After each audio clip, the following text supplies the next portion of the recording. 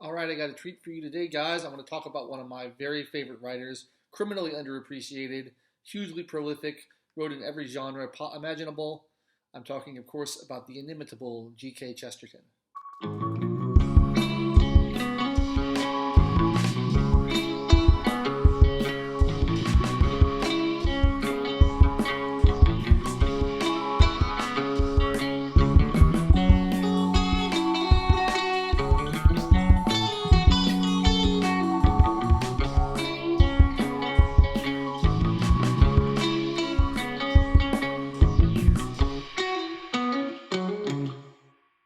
G.K. Chesterton wrote at the beginning of the 20th century and the last part of the 19th century. He was an English writer. He was a fervent Catholic.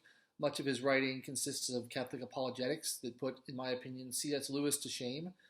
Most people talk about mere Christianity when they talk about Christian apologetics, but G.K. Chesterton has a book called Orthodoxy, which I think is far better and far more convincing, although I'm not a Christian or a Catholic myself. If you're at all interested in theology, it's worth reading. He wrote novels, he wrote short stories, he wrote essays, he wrote biographies, pretty much everything you can think of. He was vastly prolific, put out tons of stuff, and it's all hugely clever and witty. And the thing I like about him is he's unfailing optimism and joy for life. I want to talk about my favorite book by him today.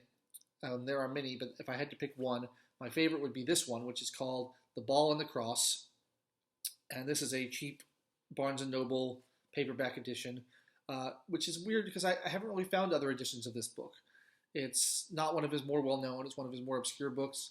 He's most well-known for a book called The Man Who Was Thursday and a series of detective stories called The Father Brown Mysteries. But not many people have read this one, The Ball and the Cross. But it is my personal favorite, and I want to talk about it today.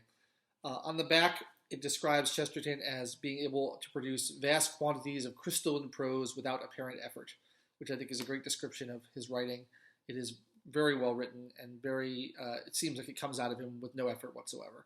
It's very good. So, The Ball and the Cross is about two Scotsmen, an atheist and a Catholic, who travel over the countryside furiously fighting over religion, over whether Christianity is true or whether it's false, whether atheism is true, whether it's false. And all throughout their fight, various people try to stop them from fighting. People try to throw them in jail. People try to put them in a lunatic asylum. Everyone's very upset that they're disturbing the peace with this long, protracted argument. And the point of the book, I think, is that there are some things worth fighting for. There are ideas that are worth fighting for.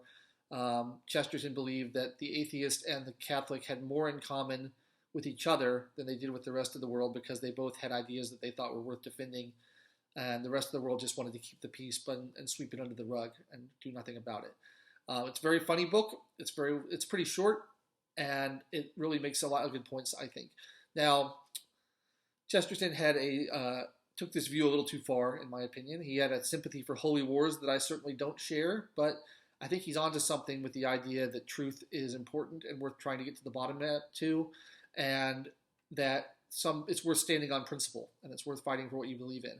I think he was right on that, and I think the book is ahead of its time in trying to predict a world in which people don't want to get at the truth. They just want to silence everybody and let's just all get along and not really delve into what's actually important and what's actually true.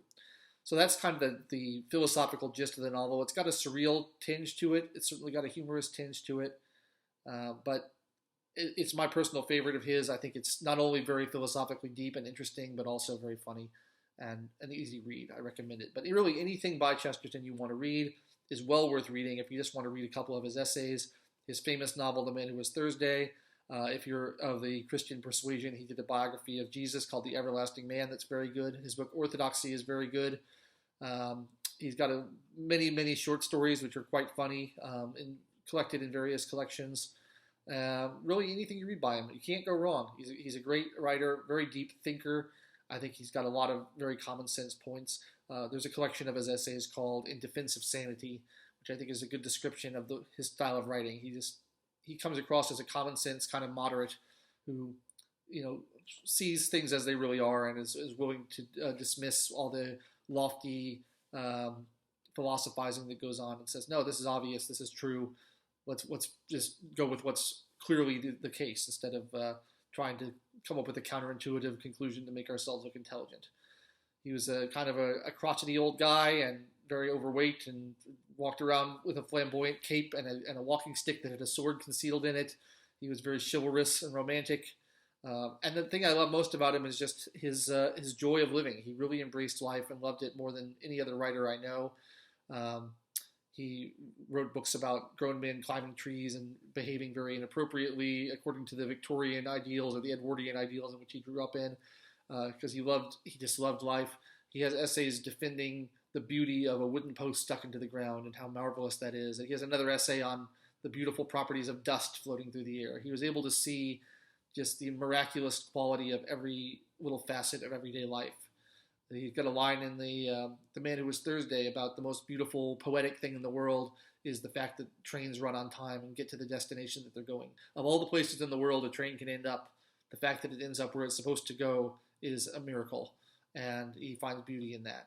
So it's a very uplifting read. Anything by him will make you feel happier and appreciate life to the extreme. So that's why I love to go back to him again and again and read as much Chesterton as I can get my hands on. I think at this point I've read almost everything he's written, at least in a fictional capacity, but it takes a while because he has written a lot. So if you can read one G.K. Chesterton book, I recommend The Ball and the Cross. If you can read more, I certainly think you ought to. You really can't go wrong. He's a great writer, and I'll probably be reviewing more of his books in the future. That's it for me today. I've been Logan Albright. Hope you have a good one.